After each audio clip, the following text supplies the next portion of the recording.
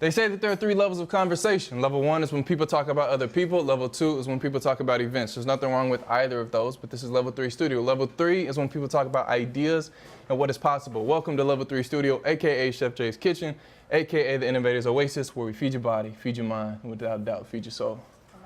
Around the table, we have Jordan D. Williams, entrepreneur, owner, designer, Keith Cravat, power broker, decision maker, business strategist, believer, visionary. My man right here. He came to get it. He came to get it. RC, wellness practitioner, fitness guru, maximizer of potential, laughaholic, passion advocate, nonprofit founder. Thank you so much for being here. I'm excited. Let's get it. Mark Lanou, to my right, the one and only, a.k.a. Samoan Rasta. Don't forget the extra A. Co-founder, Made Urban Apparel, founder of the Critique Fashion Show, Best Bun in KC. Shout out South KC. Shout out South KC. Shout out South KC. That's what's up. How would you describe the perfect 24 hours? And then how would you describe the most productive, like realistic? If I could execute a 24-hour day like this over the next week, then that would be really awesome. My perfect day is always just doing whatever I want. Right. And but I mean, to sum that up, doing the things that you don't want to do, if you can wrap your mind around wanting to do them because you know it's going to get you where you want to be, then, I mean, that to me is a perfect day. I wake up and I choose what I do, and I have the power of choice, and so many people don't get that freedom. And, you know, I have that ability to believe whatever I want, say whatever I want, do whatever I want. Now, yes, where there'll be consequences, good or bad, to each one of those actions, yes, but I wake up and I choose my life. I choose my day, and however I choose that day affects that next day. So I'm such a believer. Do you have a routine in there? You either, right? Do you have like morning or day, like certain things you know you do every single day?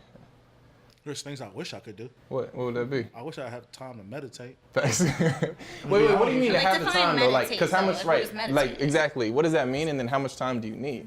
Like, I feel like I do a lot of things almost like, I don't know if it's, so when I wake up, the first thing I look for is I check my emails.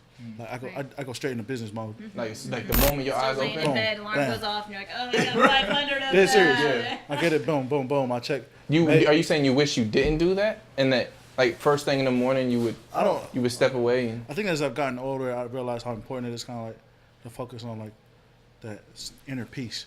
Right, to be still. You know what I mean? Second. That inner peace. Like as I've gotten older, I realize how important that is.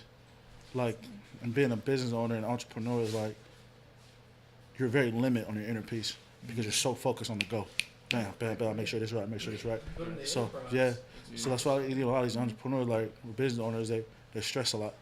They won't openly speak about it. Right.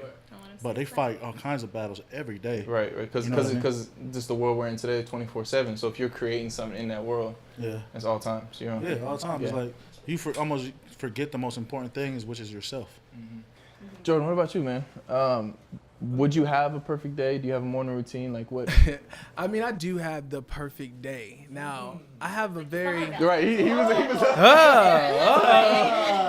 Do tell. Some more wine. Do No, tell, I do mean, tell. like, so I have a business coach, and so I think it's important to have accountability, right, with your actions and all the ideas that you come up with.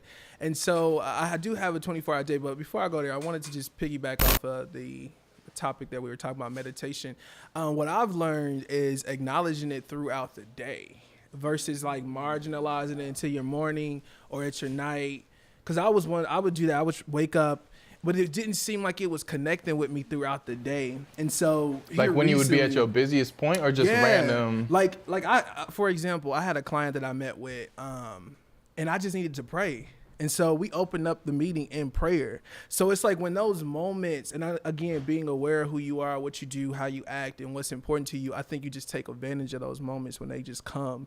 And so I've been doing that here recently, like in the last 3 months. Because I mean, going back to Mark's point, you don't have a personal life. I think I sent you an email because you sent an email asking questions. I was just like, bro, I don't have a personal life. But I try to make it really... I try to make it a point to acknowledge the Holy Spirit, to acknowledge, my feelings and my emotions as they arise. Because if I don't, I'm going to be pissed off. I'm going to be angry. and I'm gonna have all those different feelings. So I think just to piggyback on what they were saying, I just feel like for me that meditation comes as it arrives. But going back to your original question, at 24 hours, man. So I imagine, right? But I have an unconventional life. Look at that face. He is ready. I have an unconventional life. Like, you just don't know what's gonna happen. You don't know who gonna call you about this. A client may say, "Hey, I need this," or whatever. Things come up, and I have different contracts with different business people that I work with, so they may need something. Things just never go as planned. But the plan that I do have, the day starts at 5. Right? Okay. Yeah. Well, and this is what I've been asking people. Like, what time you going to bed? Yeah, and I go to bed about 11. 11 up at 5.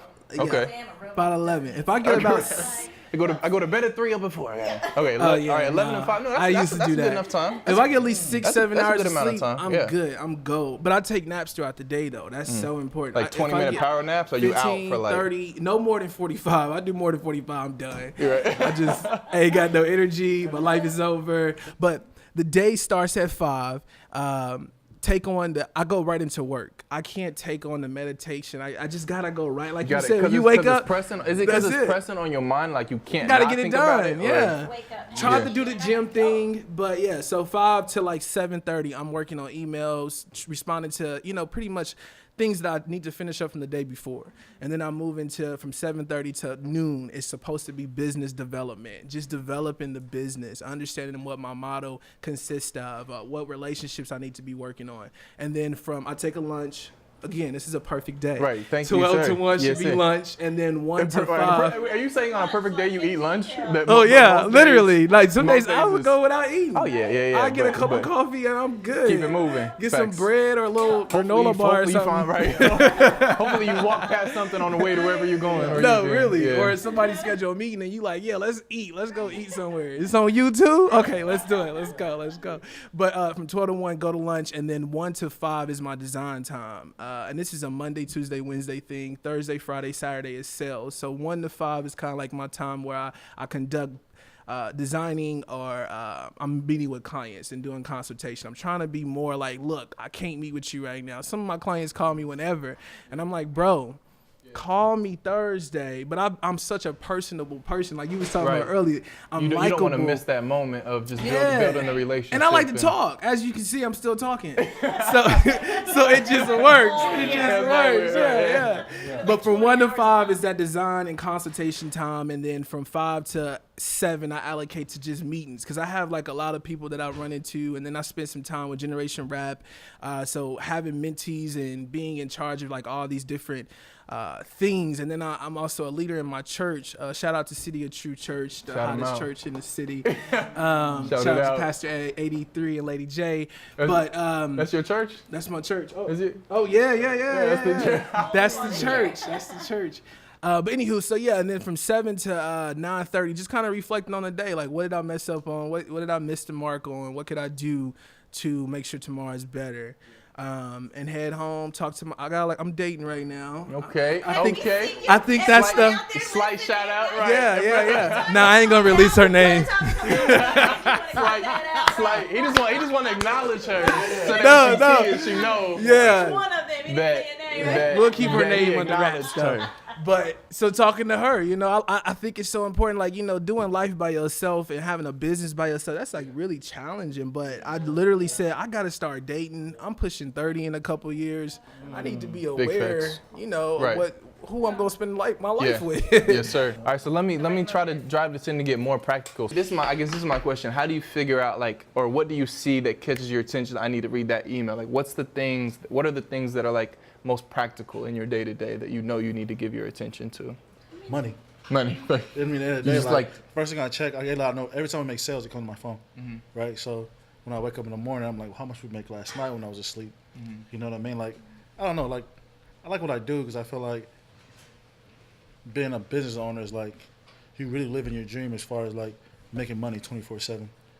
You know what I mean? Like, you go on vacation, you still make money. Yeah, but back up for me, man, because there's a gap for every individual, anyone trying to make money, where it's like you're trying to make money and then you're kind of making money, and you just like low-key described residual income, like without even saying it. Right. But that's a hell of a gap, right, between like hustling and your energy to exchange that dollar versus now that dollar's exchanging itself elsewhere. So like, how like what was the process like getting to that point where you could make money literally while you were sleeping? Selling your story. Like selling, I was telling him earlier, it was like a lot of people, I feel like a lot of people buy into you as a person before they buy into the brand. Absolutely. You know what I mean? So like through Made, it was there's 10 of us. So what makes us stand out so much is 10 different stories we're dealing with. And now if you can't relate to me, you can relate him. We all come from different backgrounds. We're very diverse. You know what I mean? Right. So I don't know. I just feel like being able to tell, like I said, your why. Being able to sell your why. You know what I mean? Like when we first started was being an entrepreneur, period, you don't have money like that. Right. So how we make money at the time was talking to people, that energy, being able to meet Like you. starting with social capital first and like just building relationships. Being relatable. That's really what it is. And even to this day, I feel like that's the most important thing. Dude, And that's one what by people- one is people how I say. live, Yeah. man. They buy from people you like. Yeah. That's always been a sales concept I've taught, all of my trainers and things, when they're trying to make money. I'm like, at the end of the day, you can be the brightest trainer, you can have your master's degree in kinesiology, I don't care. Like, Right, but if people don't like you, the science, right? If people don't like you, Please. but you can have, a little Yeah. online certification, but if people like you, they're the trainers making six figures over the ones that have all the education. They're really People right. buy from people they like, people who they have that rapport right? with. Because who it's they a feel noisy comfortable world. with, There's so and- much out there. Like Yeah. we resonate with the people we feel like we trust, we connect with. Right. Yeah, That yeah. you want to see them do well. Like people hear your story and they want to support that. They want to be a part of that. Yeah.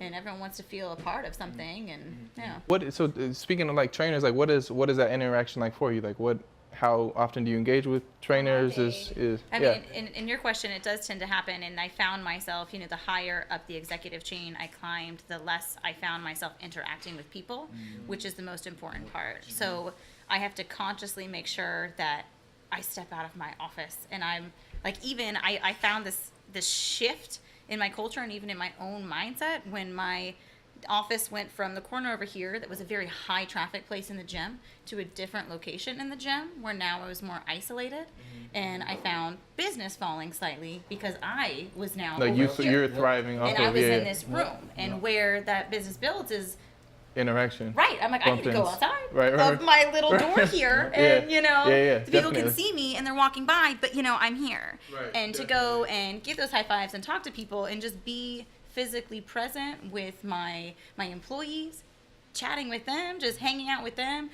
So a lot of times that looks like just, I have a whole bunch of administrative work to do, but let's take my laptop and let's put it out in the sales pit where I'm amongst everybody. I can still be productive, but then I can chime in. I can be Do you there. feel like you're fighting for that understanding that I can tell all of us intuitively know, but like the word you used was corporate, like old school ideas of business are more conservative, right? And like framed about and compartmentalized. Do you feel like you're fighting for that idea of like open space, or that's pretty well understood with like where you're at? I think in our industry, it's known. I mean, we're a people Yeah, business. yeah, We yeah. work with people. Like, there's not, cubicles and stuff. It's a very interactive environment. And that's always been my forte is I like people and I like talking to people, strangers, like, everyone's my best friend. Yeah. So the industry kind of found me because I had no problem walking into a giant gym full of thousands of people and talking to all of them.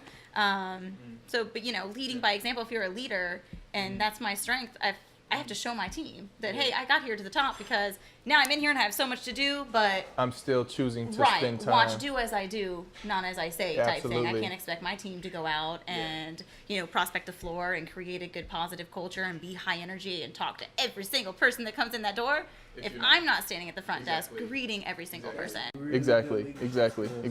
I have a question for you because I watch Jack hack like 24/7, finding ways to sneak little bits of fitness or health or nutrition into his day.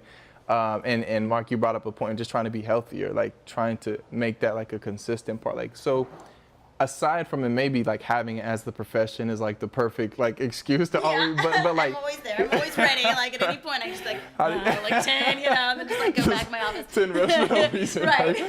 Jeez. But like, what do you feel like is the thing people most overlook about just like, we'll just choose like fitness, right? Like physical body. I think they water down consistency. I mean, they feel like they have to come in and give 100. I mean, yes, you want to give 100%, but they need to come in like 5 days a week for 2 hours.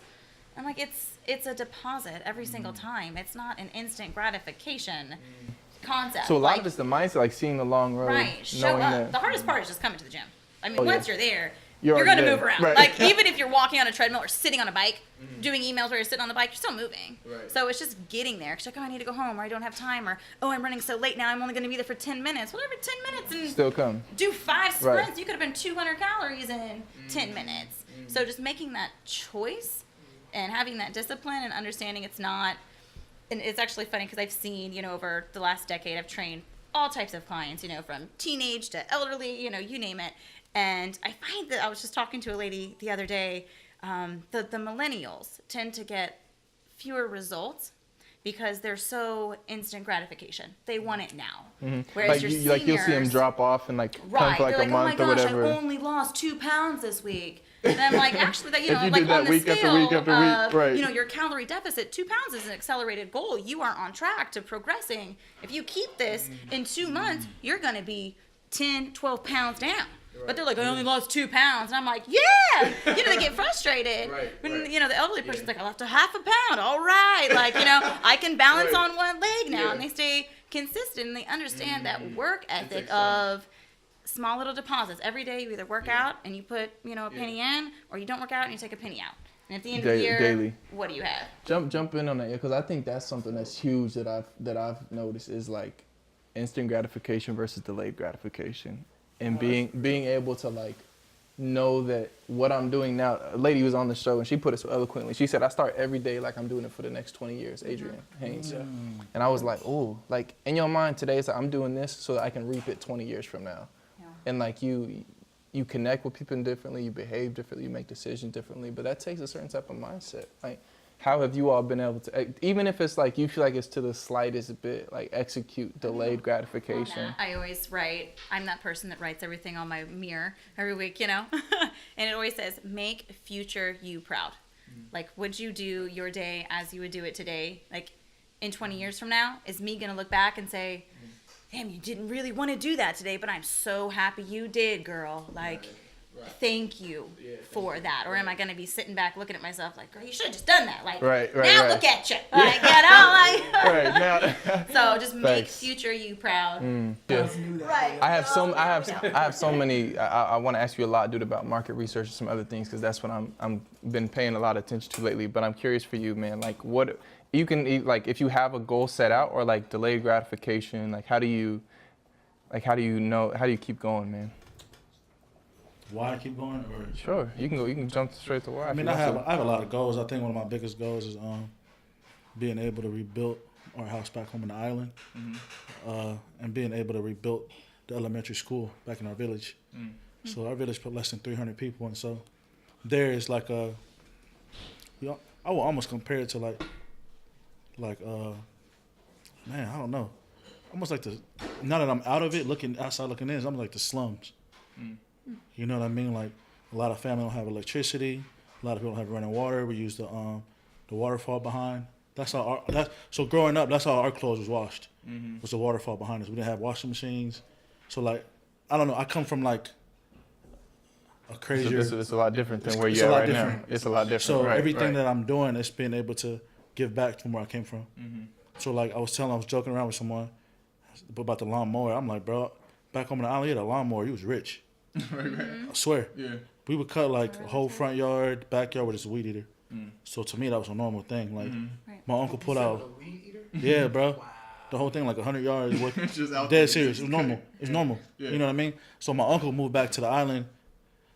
Brought this little weird thing. There's a lawnmower, of course. And this thing cut the whole front yard in like 10 minutes. I'm like, bro, where is this? Where did you get this from? Yeah, like, what is this? You know what I mean? Yeah, you know what I mean? So I'm used to seeing a weed eater. That perspective though was insane, dude. Yeah, so like to have like such perspectives on such opposite. Yeah. I don't know. That's why, I mean, for me, it's just a lot of stuff why I keep going. It's really not even for business. It's just from where I come from. You saying like business is just almost a byproduct of really what's going on as your perspective?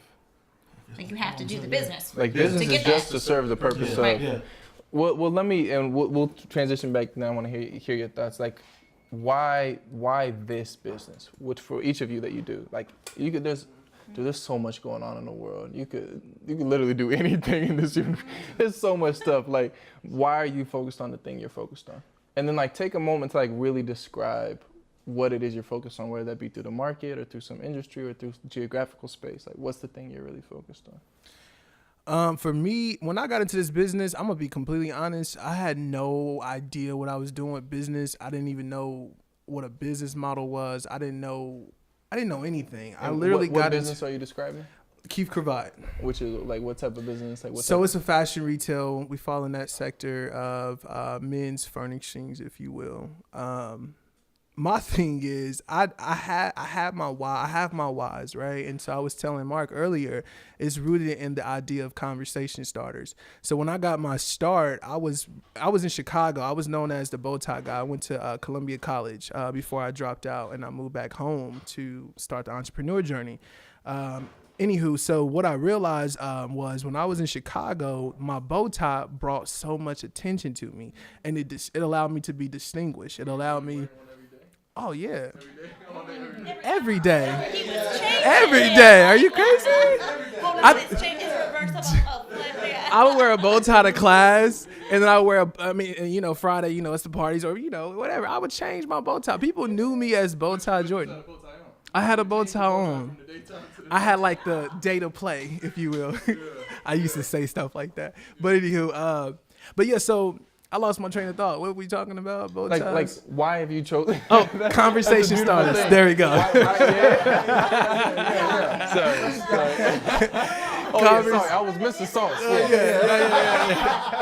Back to my point of Go ahead. Came through dripping. Sorry, back to my point. Right. Make a long story short, conversation starter. I used to lack having conversations with people. I think we all, when we graduate high school, we knew when we graduate we're going to be dope. You know what I mean? Because now you get to go be who you say you can always be. Who you kept saying you were going to go be, yeah. And I knew very on, I was known as Mr. Cool Ass. Everyone called me Mr. Cool Ass in high school. But I was like, I'm bigger than that. You know what I mean? You know how you just know you are dope and you just don't really know how to get there. And so I was always admired by gentlemen, like people that just had that character. When you seen them, they just had that. Yeah, I was just like, that's so dope. You know what I mean? And I didn't grow up with a father, so I didn't really have that to learn. So I had to literally get out there and hit the, ground running and try to understand what is it that I'm really attracted to, like what really admires me and get my attention. And so to know that now I'm that guy, and it's so crazy. I was at this youth conference earlier that I mentioned to you. And just seeing the young guys look at me, and it just reminded me of how I used to look at those guys. Right, yeah, it's like wow, that's crazy. It's a lot and of I just want to. It is. You feel that way. It is. Yeah. I just want to go up to him and say, I know what you're thinking, Right. but I don't. I just act like I don't know. Like, you could be me. Like, give it 10 years. You're me right now. Like, just keep doing what you're doing. You will get there. Gotta be humble about it, right? Yeah. But so conversation starter. That's why I got into this business. I just know that bow ties and neckties, your appearance is so important. Like, style is confidence. Your style is tied to your legacy. Shout out to the word that Mark corrected me on. He didn't have to put that, but I appreciate the humility. I appreciate it. But yeah, I mean, style is just so important, and it goes beyond the idea of having a designer attached to your name. It's really about how you look and how you bring it all together, and it speaks for itself. As soon as I walk into a room, I command people attention. Yeah. Exactly, and it feels good. First Fridays, that's when we were walking around. People just kept looking at you, bro. Yeah, man. Because it's 90 degrees, you walking around with and a bow tie on and a no, really. I was hot as hell that day. Like, he was cool. But I mean, you used to it. You're just kind of like, And I mean, I still haven't got used to people staring at me. I really haven't. I'd be like, man, what you looking at? This the height too, dude. Yeah. Say hi. Yeah. Speak. Yeah. Understand them. So, like, when did fitness get really serious for you?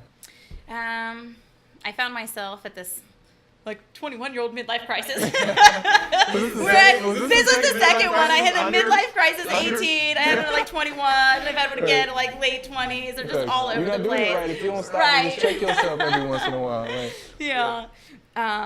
Fitness came to me. It was that moment. I was, working in sports entertainment, and it was fun. And I gathered a lot of great memories and experiences, but I saw that the trajectory, there was only so high I could climb in that ladder. Yeah. And then I was kind of in my cap. What am I going to do from this? This is good, but I can't there's only so much I can do. So what else do I do? So I honestly, I just Google searched top 5 grossing income jobs that don't require a college degree. I was like, all right, well, what are my options here? You know what I mean? Because I'm not going back to school. I'm, getting into debt. So what can I do? And one of them was in healthcare, and one of them was a personal trainer. And I was like, ding, light bulb. Like, I studied sports medicine, athletic training. I've been an athlete. I work out every day. I knew I wanted to help people, which is why I wanted to be a doctor originally with the pediatrics.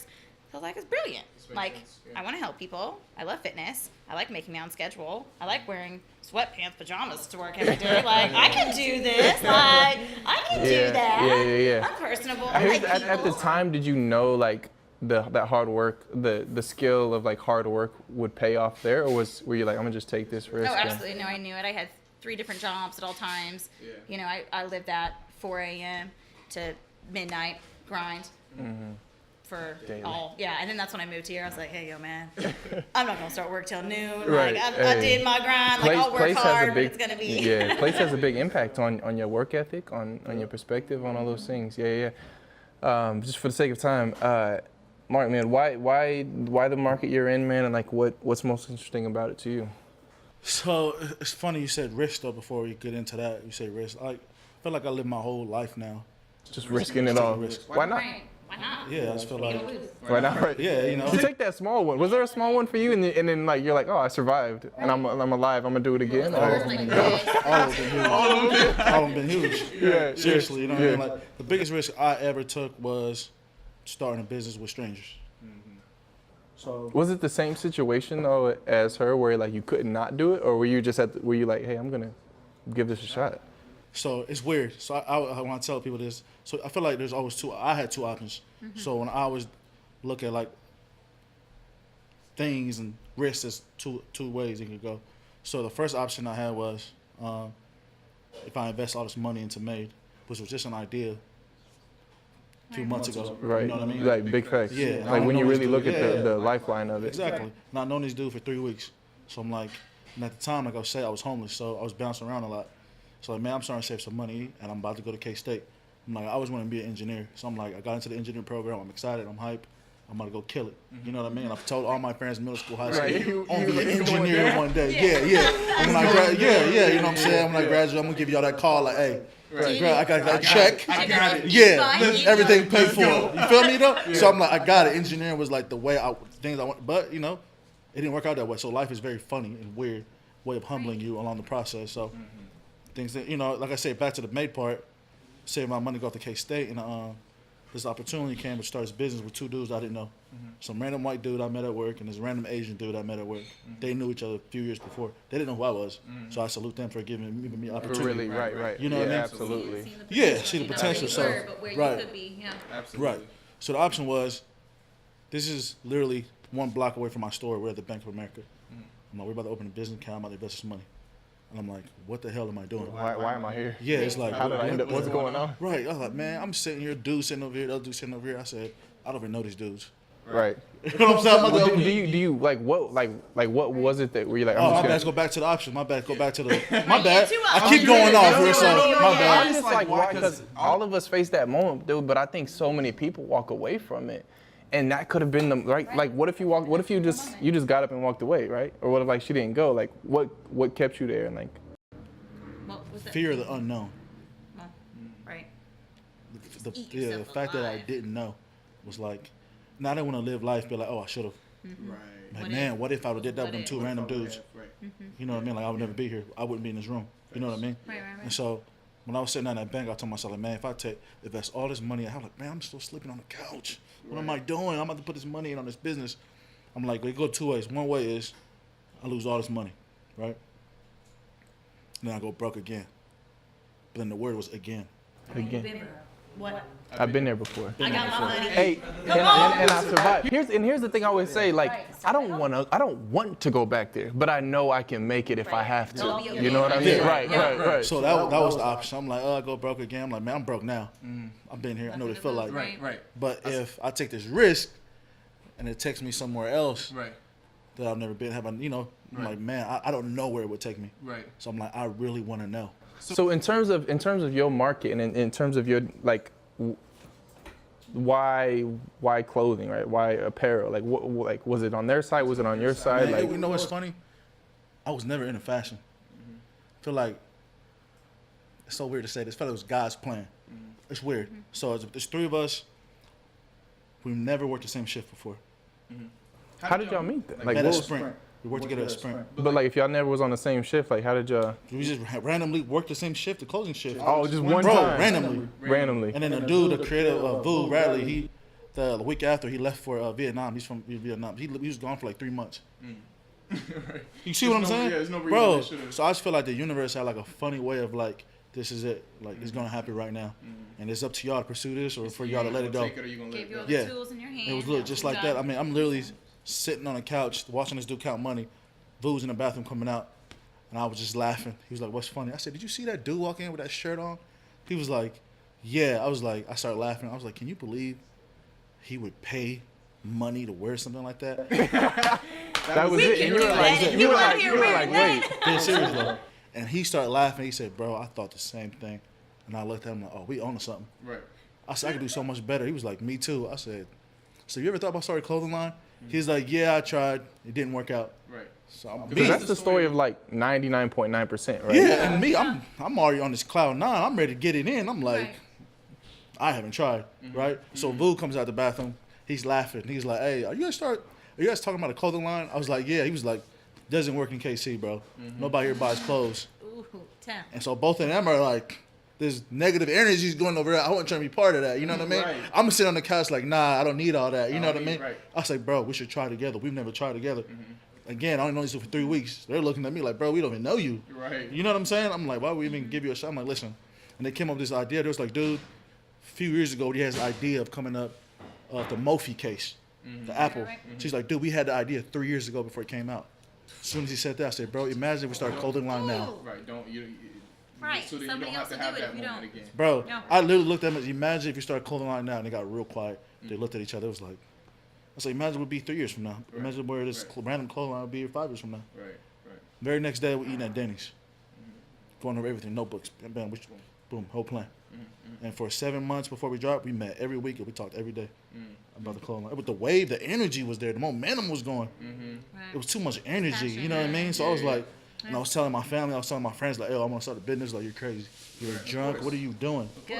Crazy You know what I good. mean? Yeah, crazy's good, you know? Crazy's Yeah. And yeah. so- Moment. Crazy Nothing is good. happened. Crazy's Be good. crazy. Be crazy. Do us You know a what I favor. mean? Stay crazy. Alright. Okay. Don't be Don't become like a nut No job. psycho. Don't be psycho. Just But- a little bit of crazy. So the last thought before we close this segment, am I right, Dan? Were you okay? Last thought, quick input. Like, this is not a quick like input question, but I'm curious. All right, we'll take a break. We'll come back. We'll come back. But it's to your point and to your point too of like, because yours, the way you're describing is more of like realizing, okay, there's some market opportunity, and now you got to go study that market. And you said it at a very specific point of like market research. Like, what has that process been like for you guys? Like as specific as you can get. Like, however you define market research, peeping game, looking, studying, Googling. I go like, don't be ashamed to Google. I Google everything. Now I'm on IG. Hashtag. I learn the game. But like what's that process like? Yeah. Like, and how important is it to you? Some people are like, you gotta study the market, and some people are like, no, like I focus on myself, and if it, you know what I mean? Like, if it sticks, it sticks. Like, I would never. No, some people are like, I don't look at the market. I just do what feels. But I'm like, I think so, I've been in business 5 years, but technically I've been in business, I give myself 2.5 years. Reason I say that is because the first 3 years of my business, it was a hobby. It was literally me just doing what you just said. And I was very selfish and very egotistical when I got started. It was really about Jordan. I discovered, and this is where I met Christ. I met Christ in 2015. That's when I gave my life and I began to walk into my spiritual journey. But prior to that, it was all about Jordan. It was. And but then it took me some research. It took me to go to, I did e-scholars with UMKC. It took me to take some business classes to kind of understand, oh, this is a business. Oh, entrepreneurship means that you've identified a pain or a problem in the world, and it's up to you to address it. And literally, I would say in 2016, it's 2018, so 2 years ago, I realized that there was it wasn't really, my revenue streams just wasn't going the way it was. It was like, okay, give up on this. It was a hobby. It was a hobby. Let's be clear. It was a hobby. Yeah. No, I mean, so now, what I realize is the wedding market. And I've always was told to just get to your niche. And I'm like, dude, I'm in my niche. I'm doing something that nobody's never done. I'm doing conversation starters. Yeah, but it was just like, no, narrow it down so it's so specific that you can literally take ownership of it. And I didn't really understand what that meant. Yeah. And so now I have a partnership with the Gown Gallery. So the Gown Gallery is iconic. It's notable. It's been around almost 30 years. Slight drop. Shout out to Sharon Miller, the Gown Gallery. Slight I only been around 5, Slight drop. Yeah. Just a humble brag. Yeah. But make a long story short, getting into that market, and now I've been in this market literally 3 months strong. We've kicked off our partnership on March, on my 5th year anniversary. That's when we kicked it off. 5 years, man. I know, Celebrate right? 5 years. Thanks, man. Thank you. Shout Shout out to 5 years. let's not forget May Mob is in the building. 5 years. 5 We years? actually started at the same time. Yeah. You walked in, I think it was February. I came out in March of 2013. Yeah. Fun fact. But anywho, I realized that it was really important to dive into that market. And now that I'm in it, I'm now realizing, like, dang, these clients, these men, they come to the Gown Gallery. And so now we're building out this thing called the Man Cave at the Gown Gallery. It's supposed to launch in July. Yes, come. Fun. Please come. I want to go. Come. It's coming. July 15th is when it's going to take place. But we're introducing a man cave, and because men just feel uncomfortable being in a gallery gown shop for women, which I would too. I feel uncomfortable. I'm like, do I tell her she looks beautiful in the gown? Do I act like I don't see her? Because these women are in here trying on gowns. It's weird. It's so weird. But anywho, make a long story short, being in this market, I realized that the men who are shopping for their wedding day don't want to do any of it. They don't want to shop for their suit. They don't want to shop for their tux. They just don't care about any of it. They only doing this because the woman is like, oh, you're going to do this. Yeah. With the purple. Yeah. And so identifying that, I'm like, you know what? We about to start doing style services. So now I'm doing this training with this company called J. Hilburn, and I'm becoming a vendor for them. And now I'm going to be selling their suits exclusively. And they do custom shirts, custom suits, custom tux. Everything is custom. It already goes to my niche. What I do, custom handmade bow ties. And so identifying their pains, just like listening to them, they always like, yo, I need a suit and I don't know, who do I go to? And I'm like, so okay, now Keith Cravat's about to offer men's styling services. I haven't really figured out how I'm branded, but it's such a need for that, and I didn't know it. It took getting real specific and then being able to get broad. Because I was doing all fashion. I was Right. trying to do what I wanted to do. Right. Like, the key word I you said wanted was to you see listened. that. Yeah, You listen to what the people wanted, because sometimes you want to do something and the way you want to do it isn't what the people want. It's not. It's right. If you want to get the ultimate outcome, right? What do the people want? Segment 2, True North. What part of your life story has meant the most to you? So what we're going to do is we're going to go around and we're going to give you all time to talk about what part of your life story has meant the most to you, and how has that cultivated your true north? Like, what's the thing you're most sure of, and what part of your life story impacted that the most? Anyone want to lead us off?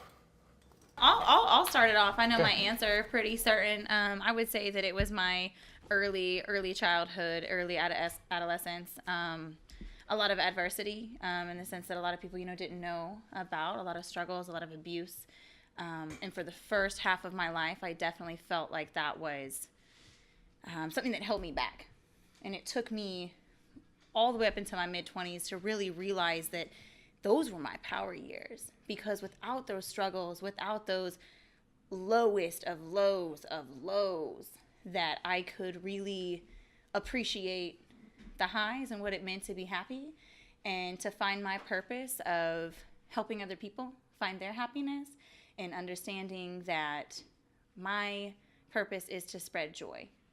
And that's my passion, that's my life, that's my purpose in this world, is no matter what, I can still be a light and I can still help other people. And without that pain, like, I pity people almost who have never had anything that has just rocked their world, that has made them feel like there is no reason to live, because you can't understand. It's like the bouncy ball. I have this analogy of the harder you throw a bouncy ball down, the higher it's gonna bounce up. So I was like, all right, I got thrown down hard. Like, you cannot break me. And that made me so resilient and so powerful. And without all of that unwanted pain that the world put on me, like, I wouldn't have been able, I wouldn't have been the woman that I am. You know, I would have been a passive, weak woman. Like, you know, and that gave me that ability to be strong in situations and have insight in situations and have that edge to me, to be adaptable, to be able to be relatable with all types of people in any type of situation. Where if I wouldn't have seen the things I saw and been through the things that I've been through, I wouldn't have that. You know, so that to me was definitely my thing. That's where I find my passion. That's where I found my love for my, you know, nonprofit of utilizing fitness as a therapeutic modality for women who are going through like sexual and domestic abuse, and finding their self-worth and their beauty from the inside out, and building, you know, strong bodies from the inside out, using exercise as that, you know, therapy and that release, which is what helped me.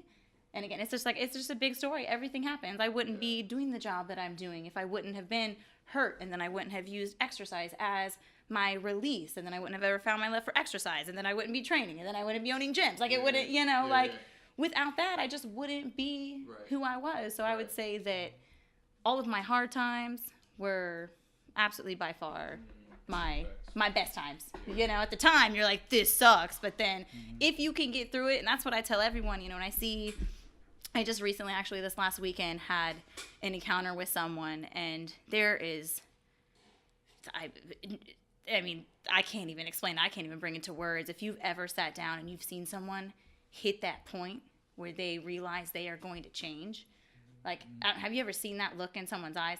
Like, where they are, like, they're ready. Like, people honestly say they want to change. Right, like, right, because yeah, that's the thing, I don't like myself. I hate myself. Like, I mean, but, like, when you believe them, have you ever had that moment? I can't say if I honestly have, like, because I mean, you hear it a lot, right? But like, how would you identify that moment? Like, how do you know, like, it was serious? You just feel it. That you feel. You feel their soul, where they have hit that moment when it will never be the same. Their life will never be the same. Like, they have come to that conclusion. Something's got to give in order for me to live my best life. Something's got to give in order for me to be happy, healthy, well. I gotta shake some shit up. I gotta change, or I'm gonna be stuck in this mindset of, you know, depression and self-pity, and I'm never gonna be able to be the person that I want to be. Yeah. Like, I'm done. Yeah. I'm over this. Like, do you feel like you know what that link is that, like, allows people to assure it in themselves? Because everyone feels it, like, I want to be better, but like very few people like make that 180 decision. I think from what I've seen in my experience, you know, working with people, you know, in behavioral change, which is my specialty, is there's always just that significant emotional moment. It's, you know, the people that come to train that are like, okay, yeah, I've been overweight all day, but then my pants ripped at work, or, you know, my husband doesn't want to sleep with me anymore. It's like this, there's always a pivotal moment of, I'm over it, I'm done, or I lost my friends, I lost my wife, I like, you know, something that just shakes your world up. Yeah. And you're like, I don't want to do this anymore. I can't not do it anymore. Yeah, I think study shows that people usually change when there's like death, something just drastic, significant like something moment. really drastic has to happen for people to just kind of like get it.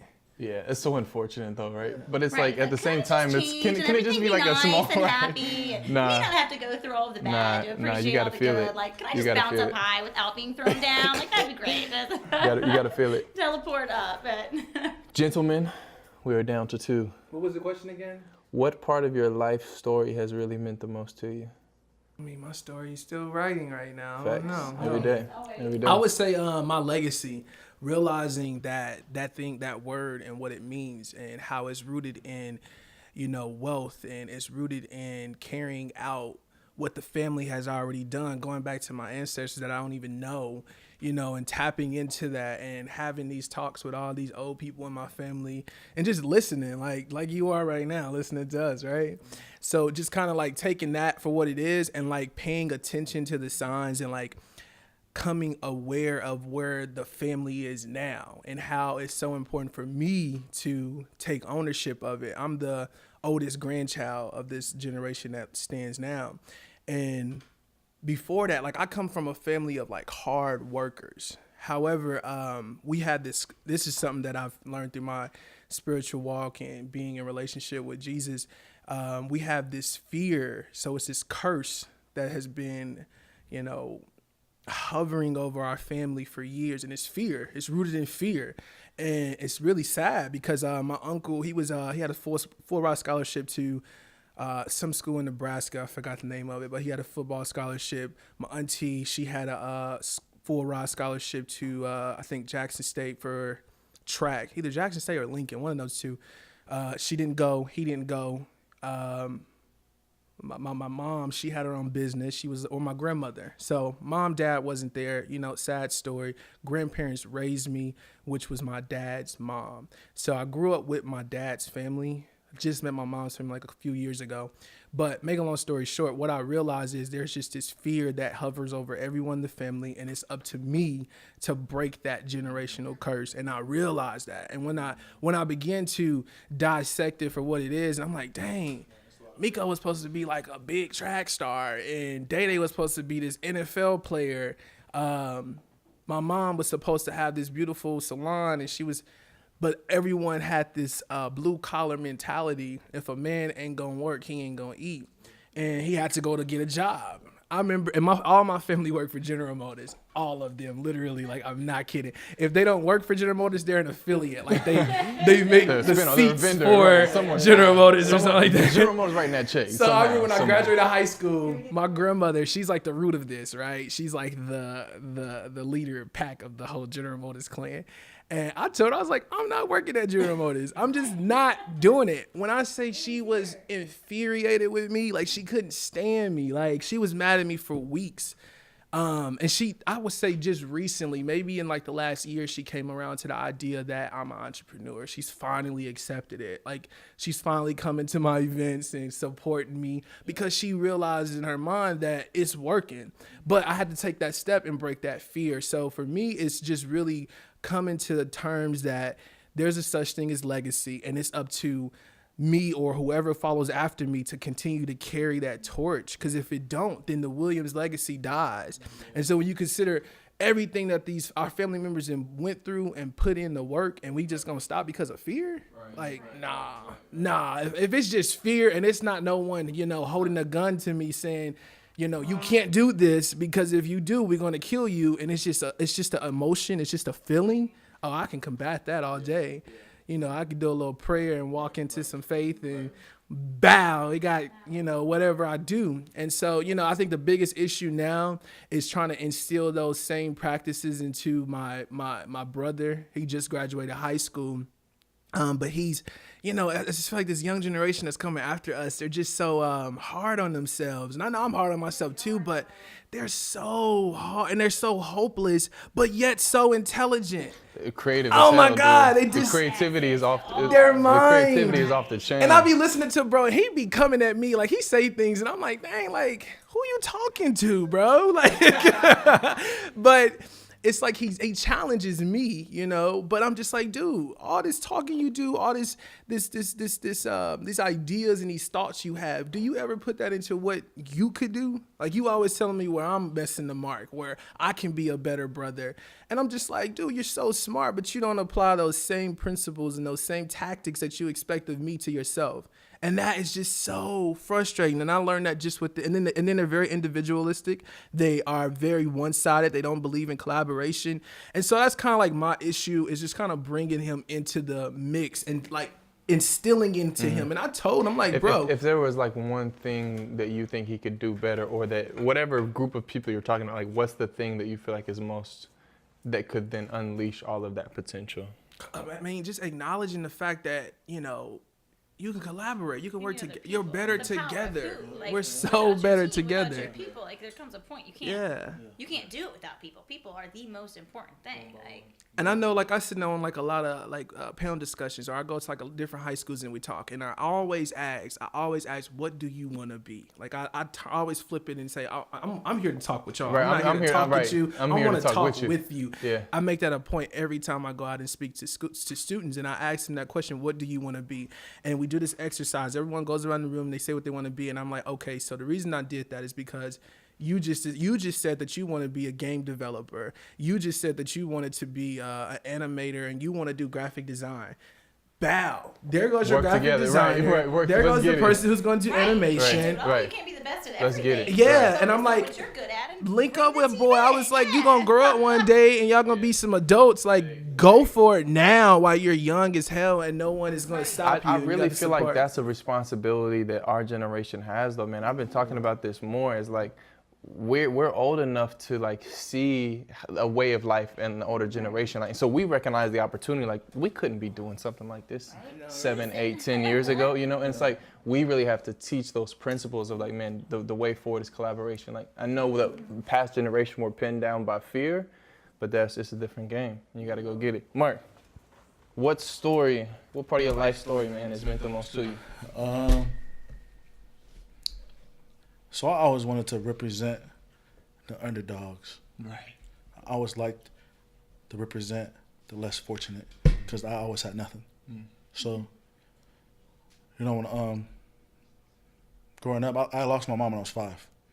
So when I lost my mom at 5, it forced me to change real quick because I didn't understand death. I'm like, what is going on? I still remember that day vivid. This is when I was still living back in the islands, American Samoa. So I was in kindergarten.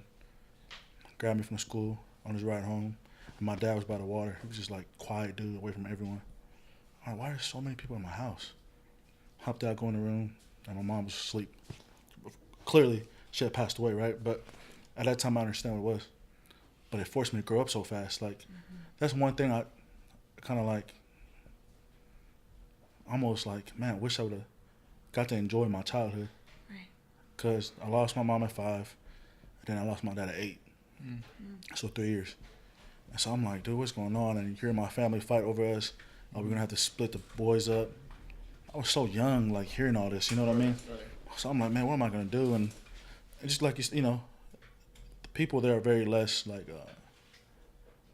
I'm very blessed to be in this room, first of all.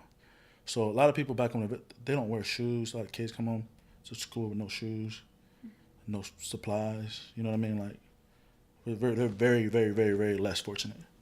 And so, for me, it was always, in everything that I do, I always wanted to represent my people.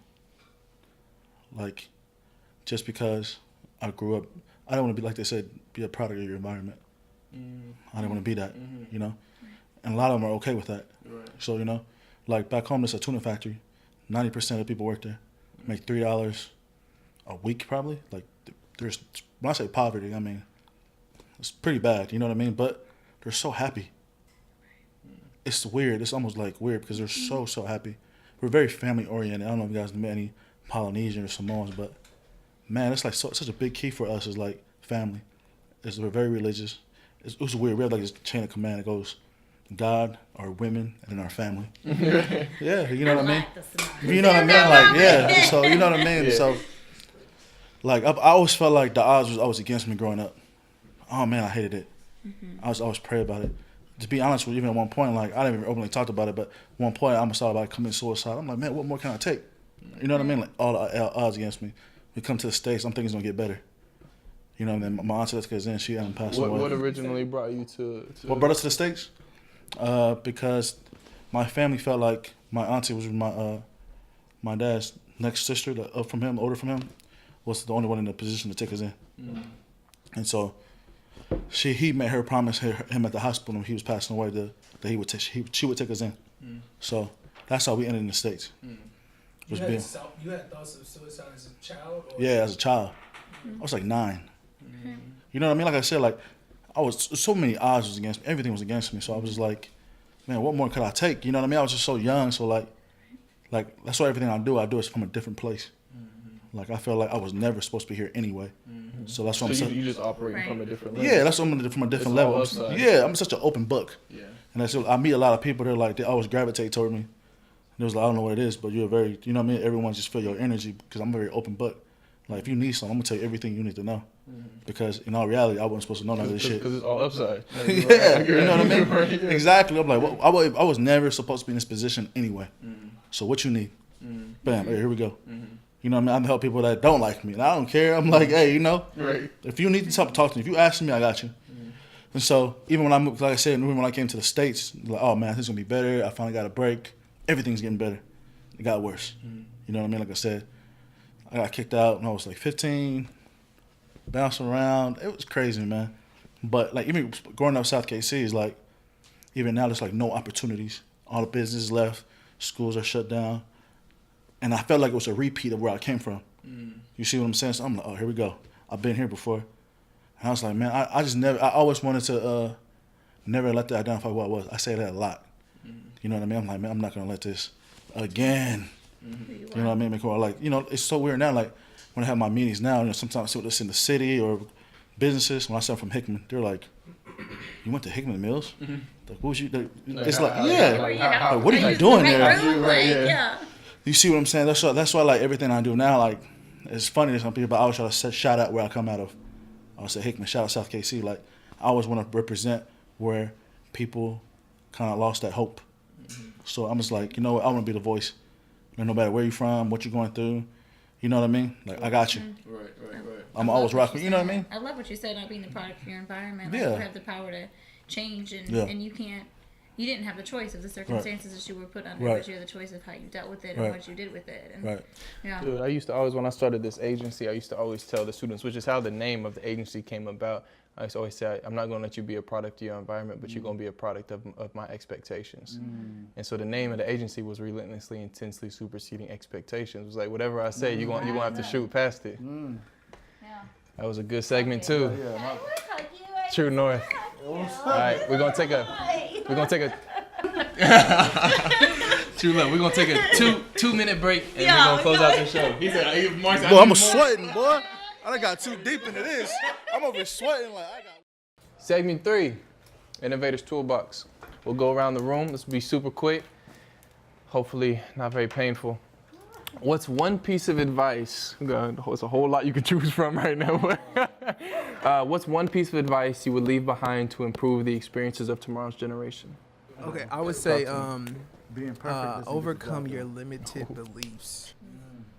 I think a lot of us have so many ideas and so many things that we want to do, but we're afraid to accomplish them because limited beliefs is obviously rooted in things that we've been influenced by, parents, culture, music, whatever, and we believe whatever it is, and we've grown up from literally a child to adulthood with that same limited belief, whatever it is. And it could be something as small as fuck the police, right? And that's not really small when you think about it.